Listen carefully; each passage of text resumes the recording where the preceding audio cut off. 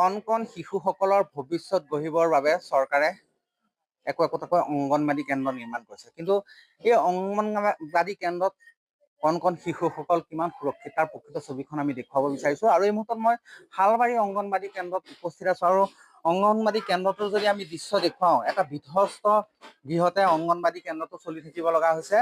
বেৰত একোটা বৃহৎ ফাট লৈছে।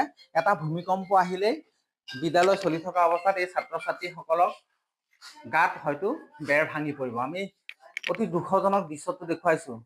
এই কেন্দ্ৰটো আচলতে 2000 চনতে নিৰ্মাণ কৰা। ইয়াৰ পিছত কোনো ধৰণৰ মেৰামতি হোৱা নাই।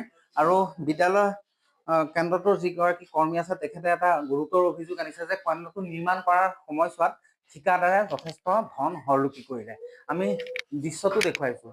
এইদৰে আচলতে বেৰত বৃহৎ একোটা ফাটৰ সৃষ্টি হৈছে। আৰু যদি পাঠদান চলি থকা অৱস্থাত এটা ভূমিকম্প আহে তেনেহ'লে ইয়াৰ বেৰ খহি পৰিব। তাক লৈ এতিয়া চিন্তিত হৈছে অংগনবাদী কেন্দ্ৰটোৰ কৰ্মীগৰাকীও। পোনে কিছু মন্তব্য ল'ম। বাইদেউ, আপোনাৰ যথেষ্ট ভয় হয় যদি কোনোবা সময়ত যদি ভূমিকম্প আহিছে তেনেহ'লে হয়তো ঘৰটো বাগৰি পৰাৰ আশা আছে, কি ক'ব?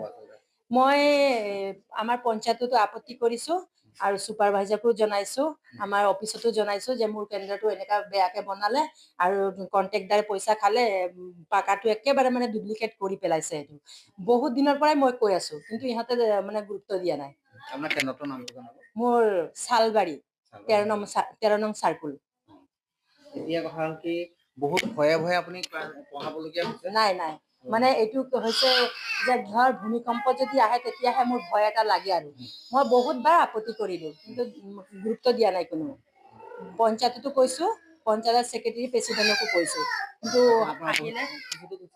হয় অফিচতো আমাৰ মানে যেতিয়া মৃণালী বাইদেউ আছিল তেতিয়া কৈছিলোঁ যে মোৰ কেন্দ্ৰটো অৱস্থা নাইকিয়া হৈছে, যে মেৰামতি কৰি দিব লাগে। কৈছে হ'ব বাৰু, আমি যদি আহে তেতিয়াহ'লে কৰি দিম বুলি কৈছোঁ। আজিলৈকে কৰা নাই। নিশ্চয় আমি মজিয়াৰ দৃশ্যটো দেখুৱাম, মোৰ সহযোগীয়ে মজিয়াৰ দৃশ্যটো দেখুৱাব। আচলতে সকলোৱে ভাঙি চিঙি যোৱা দেখিবলৈ পোৱা গৈছে। আৰু এই কেন্দ্ৰটোতে কৰ্মীগৰাকীয়ে প্ৰত্যেক দিনে আহি পেলাই কণ কণ শিশুসকলক পাঠদান কৰিব লগা এক পৰিৱেশৰ সৃষ্টি হৈছে। স্থানীয় এজন লোক আমাৰ লগত উপস্থিত আছে, তেখেতৰ লগতো মন্তব্য ল'বলৈ চেষ্টা কৰিম, কথা পাতিবলৈ চেষ্টা কৰিম। আপোনাৰ ল'ৰা ছোৱালী ইয়ালৈকে আহে চাগে? আহে।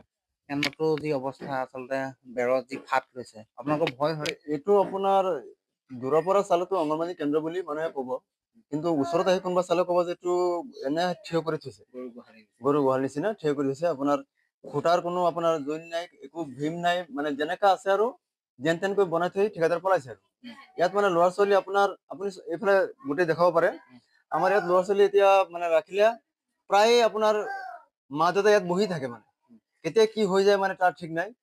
বাইদেউক জনাও, বাইদেউ কয় যে আমাৰ অফিচত জনোৱা হৈছে, এতিয়া কেতিয়া আহিব, আহোঁতে কিবা এটা হৈ যায় নেকি স্কুলত, মানে আমাৰ সেইটো মানে চিন্তা থাকে, ভয় থাকে।